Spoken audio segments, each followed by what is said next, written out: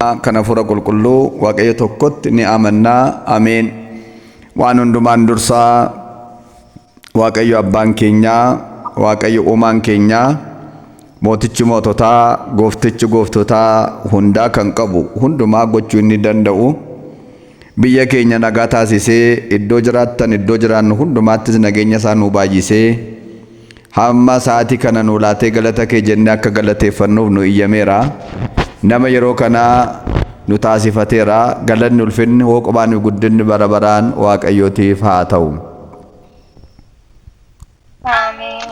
Waaqayyoo kan sin jaallatu isinillee Waaqayyoon hunduma caalaatti caalsistanii kan jaallattanii ijoolleen giftii keenyaa kan dubaroo maaramii jaalalleen ergamootaa jaalalleen qulqulloota toloota wareegamtootaa kaadhimamtoota Yerusaalem ishee samiirraa kan taatan hundumti keessan maqaa Waaqayyoo isa jiraataatiin attam ooltan akkam jirtu.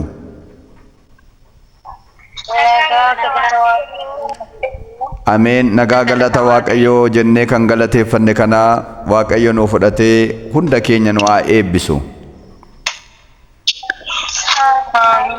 Kadhannaan haadha Yesus Kiristoos kan giftii keenyaa kan dubaroo maaramii eegumsaan qulqulloota ergamoota Waaqayyoo waadaan qulqullootaaf tolootaa arjummaan uumaa keenya Sillaasee hunda keenyarra oolee bulee haa jiraatu. Egaa akka jaalala Waaqayyootti barumsuun har'a waliin barannu kanaan dura karaa tooraa yuutuubiidhaanii waa'ee godaansa giftii keenyaa kan dubaroo maaramii akka lakkoomsa 1-2 akka waliin barannee viidiyoo isaa argeetan jira. Egaa amma har'a kutaa sadaffaa isaa waliin barannaa. Waaqayyo nu haa barsiisu. Waaqayyo nu wajjin haa ta'u. Ameen. Egaa kutaa lammaffaa isaa keessatti waa'ee godaansa giftii keenyaa dubaroo maaramii abbooliin keenya baay'een isaanii akka barreessan akka caafan haa ta'u garuu yeroo barreessan immoo gaggabaabsanii ijoo gaggabaabduu duwwaa akka barreessan garuu seenaan godaansaa immoo seenaa waggaa 3-6 seenaa ardii Eeshiyaa keessaatii gara ardii Afrikaatti godaanu waan ta'eef hunda isaa barreessanii kaa'uu hin dandeenye seenaa bal'aadha. Haa ta'u garuu hunduma isaa keessaa gaggabaabsinee waliin ilaalla jennee egaa har'a kutaa sadaffaa isaa keessatti kan Yohaannis abbaan wangeelaa mul'ata isaa boqonnaa 12 lakkoomsa 1-18 irratti barreesse kana akka waliin barannuudhaaf beellamannee turre kutaa sadaffaa isaa keessatti isa kana waliin ilaallaa. Waaqayyo nu haa barsiisu. Waaqayyo nu wajjin haa ta'u. Ameen. Egaa anaaf iccitii isaa isa fagaatee naa dhiyeessee isa dhokate immoo naa mul'isee harraba koorra naaf kaa'ee isiniif immoo yaada laphee keessanii banee egaa akkuma laphee Liidiyaadhaa banee Waaqayyo Waaqni hafuura qulqulluu hunda keenya wajjin ta'ee nu haa barsiifatu. Ameen. Tole egaa mul'ata boqonnaa 12 irratti akkana jedha. Wanti ajaa'ibii samaa irratti hojjetamee nan argee dubartiin tokko dhaabbattee nan argee dubartiin kunis urjoonni 12 ishee gonfoo 12 bifa urjiidhaan kaawwattee nan argee ifa immoo uffattee jirti. Miilla ishee jala immoo addeessatu jira. Biiftuu immoo baattee jirtiin argee jedha. Egaa waan hubachuu qabdan urjoonni 12 gonfoo urjoota 12 mataarra kaawwattee ifa uffattee biiftuu baattee addeessi immoo miilla ishee jala taa'ee argee jedha. Achumaan itti fufee egaa dubartii kana yeroon miixuu ishee ga'ee mucaa ilmaas ni deessee mucaa ilmaa isheen deesse kun immoo ulee siiqqee sibiilaan addunyaa kana guutummaa isaa kan bituudha. Egaa jawween bara durii jedhame tokko mucaa ishee harkaa liqimsuudhaaf barbaade. Egaa mucaa ishee kanaafi gara samiitti ol butamee isheedhaaf immoo kochonjoo biraa 2 kennameefi gara lafa onaatti balaliitee. Egaa jawween kun immoo ishee ari'achuu jalqabee ishee ari'achuudhaaf duukaa bu'ee gaafa jedhu qaqqabuu dadhabee afaan isaa keessaatii bishaan lolaa guddaa duukaa dhangalaasee lolaan suni haree fuudhee akka sokkuudhaaf jecha garuu dacheen lafaa ishee gargaartee lolaa afaansaa keessaa ba'e kan ammoo ni liqimsitee. Egaa bineensi jawween bara durii kun ishee ari'atee qaqqabu akka dadhabe gaafa argu galaana qarqara cirracharra dhaabbatee. Sababa inni galaana qarqara cirracharra dhaabbate immoo warra dhugaatti seera Waaqayyoo eegan, warra dhugaatti Waaqayyoon waaqessan isaan kana loluudhaaf galaana qarqara cirracharra dhaabbatee jedha. Egaa iccitiin kun amma kun hundi isaa sagalee raajii Yohaannis abbaan wangeelaa mul'ata isaa keessatti raajeedha. Egaa waan hubachuu qabnu maatiiwwan Waaqayyoo raajoonni yeroo raajii raajan saganaa dhufu akka waan darbeetti isa darbe akka sichi dhufutti godhanii dubbachuun barreessuun amala raajotaa jechaadha. Egaa haaluma kanaan asirratti ammagaa waan nu ilaallu urjoonni gonfoo urjoota 12 mataarra kaawwattee jirti jechuun maal jechuudha? Barattoota 12 ishee marsanii jiraatanii san agarsiisa. Ifa uffattee jechuun qulqullummaa ishee agarsiisa. Biiftuu baattee jechuun Kiristoosiidhaan baattee jirti jechuu agarsiisa.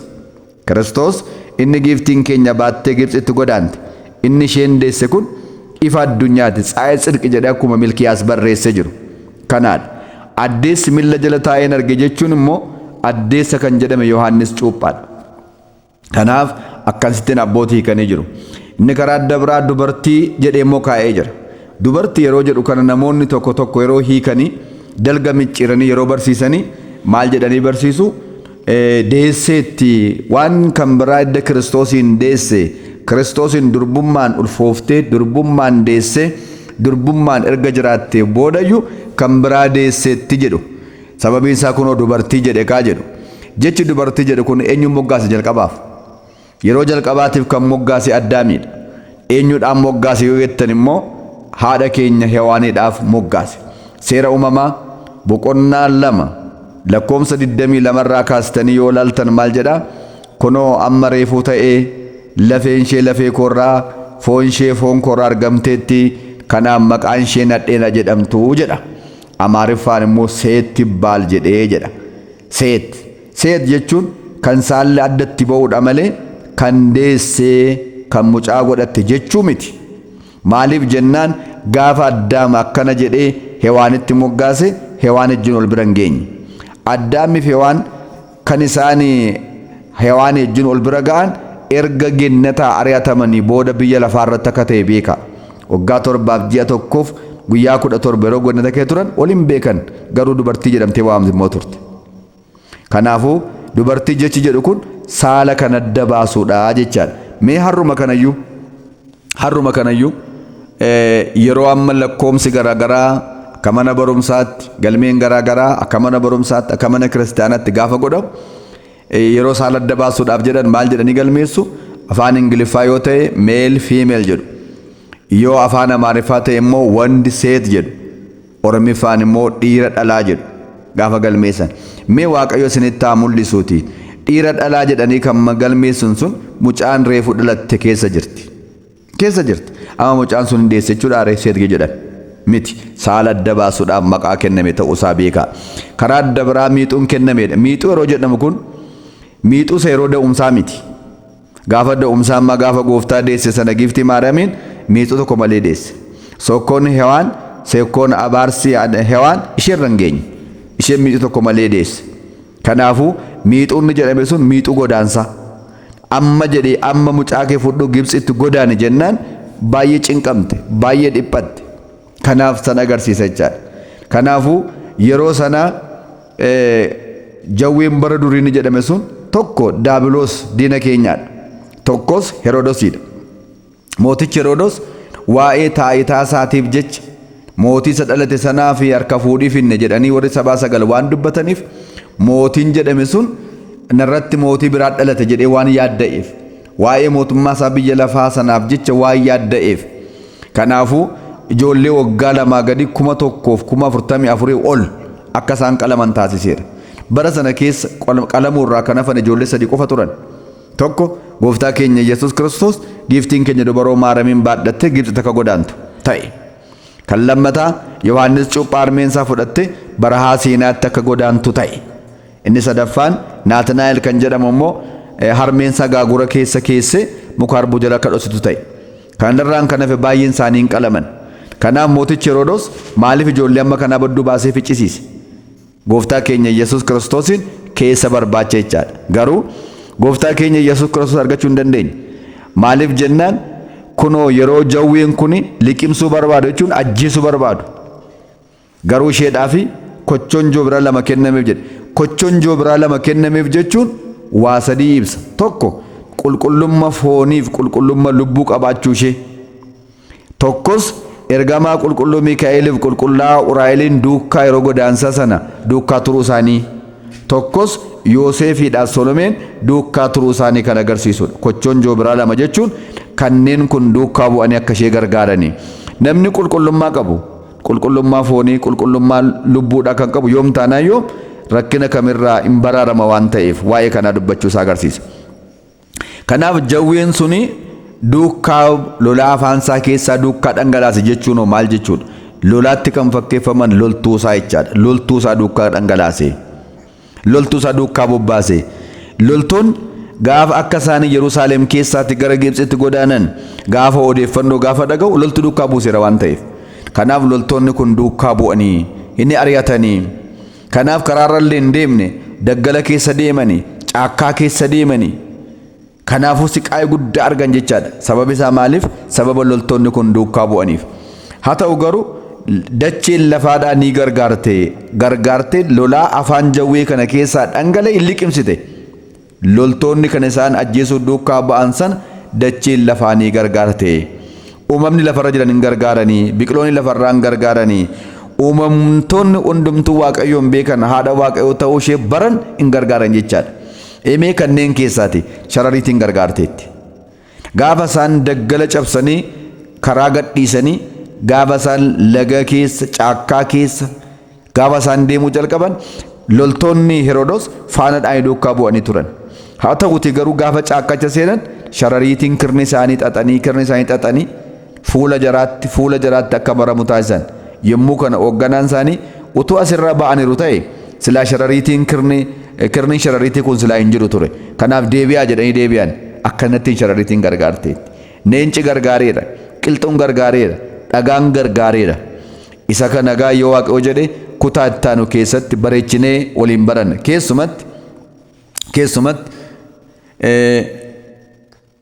Keessumatti kan beekuu qabdanii gargaarsi qilxuun gargaarteetti yeroo jennu yeroo tuusaan qilxuu jala boqochaatu jiranii loltoonni kun tasa bira ga'ani.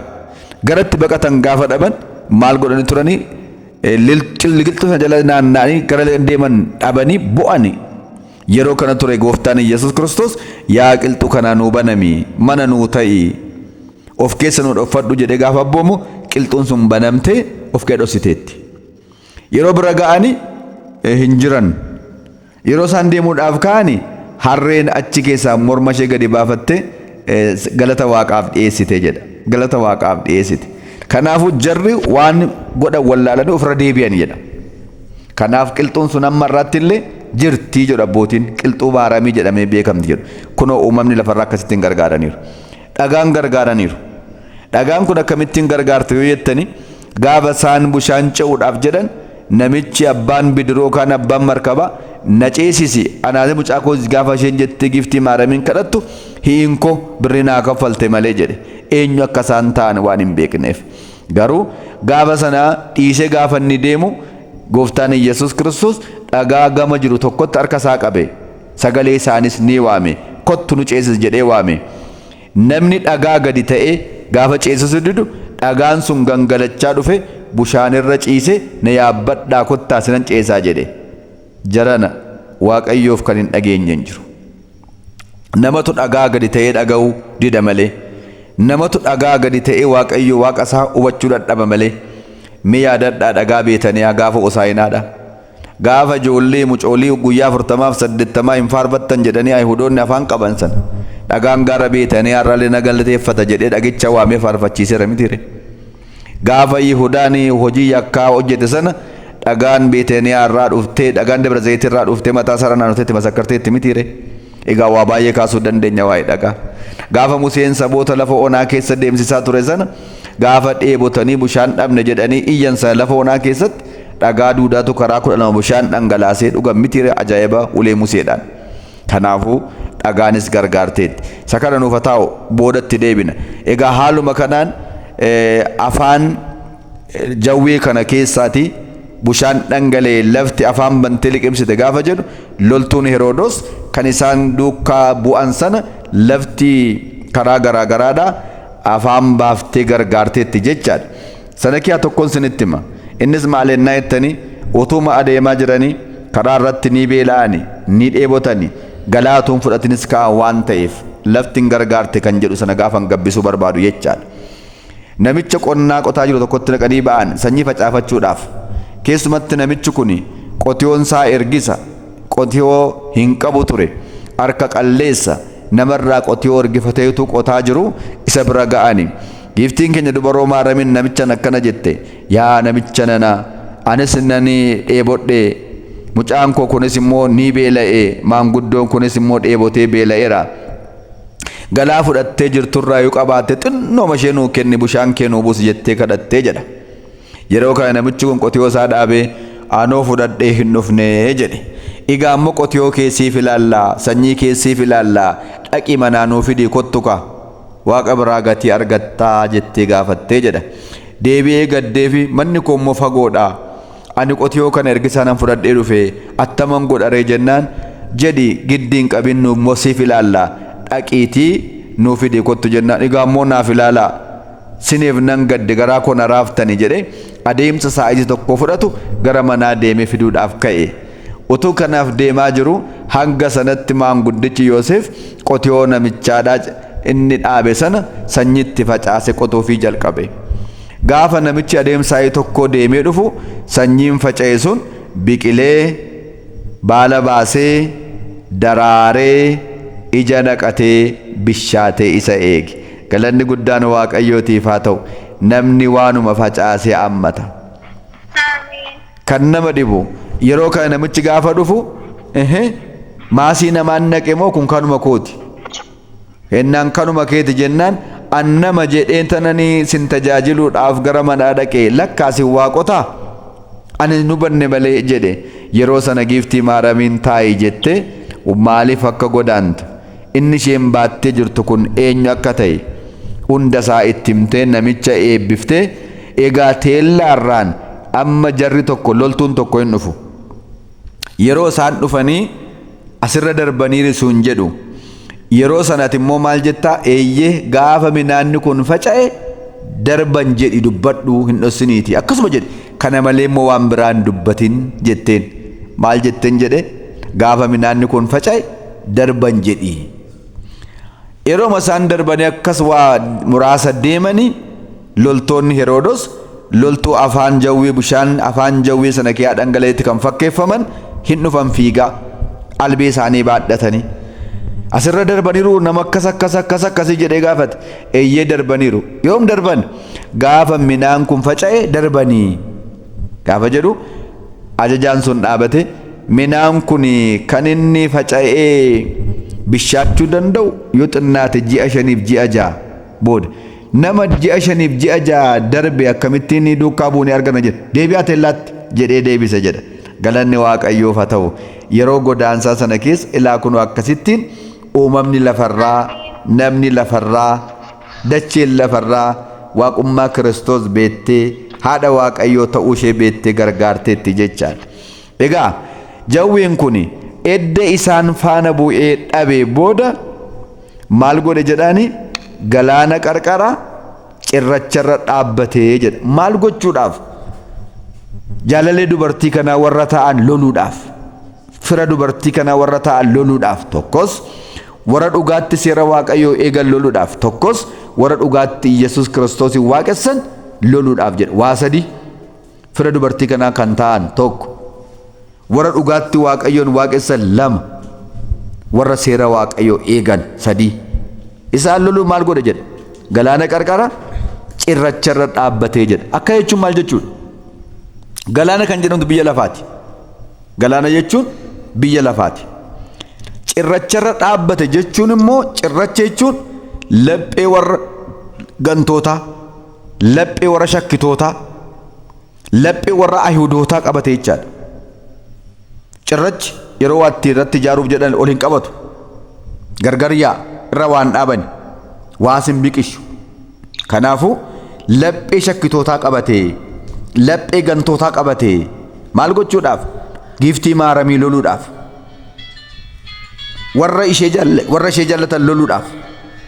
Warra dhugaatti seera Waaqayyoo eegan loluudhaaf.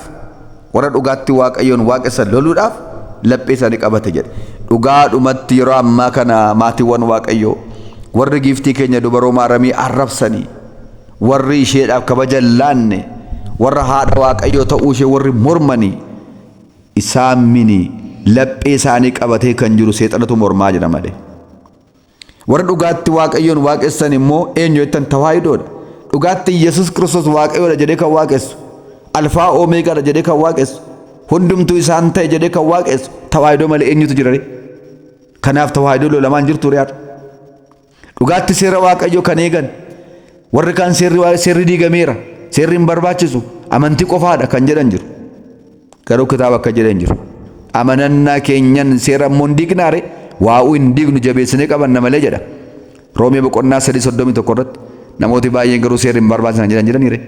Seerri Waaqa hin barbaachisan. Seerri hin jiru taanaan cubbuun hin jiru jechuudha. Cubbuun jira taanaan seerri jira jechaadha. Kanaafuu akkanattiin jedhee jedha. Egaa maatiiwwan Waaqayyo kutaa sadaffaasaa irratti yoo baranneen ga'a. Kutaa arfaffaasaa keessatti immoo kan biraa waliin qabannee dhiyaanna. Nama guyyaa sanaa nu haa taasisu. Sadhageenyaan Waaqayyo hunda keenya nu haa eebbisu. Giiftiin keenya dubaroo maaramiin godaansa isheetiin godaansa biyyarraa qeerraa jireenyarraa godaanu Waaqni isheen baattee godaante hunda keenya nu haa oolchu. Yeroo ammaa kana immoo biyya keessaa biyya alaa sababa wal waraansaaf, sababa qaleensa jireenyaaf, sababa ta'ee uumamaadhaaf, sababa dha'icha garaagaraan, sababa beekamuun beekamneedhaan warra qeerraa buqqaa jiran, jireenyarraa amaldaa kiristiyaanarraa buqqaa jiran Waaqayyo arjummaa isaatiin nuuf yaadatu. Kadhannaan giiftii maaramii eegumsaan ergamootaa waadaan qulqullootaa hunda keenya faana ta'u kutaa arfaffaasaa itti fufaa. Galanni Waaqayyoof haa ta'u.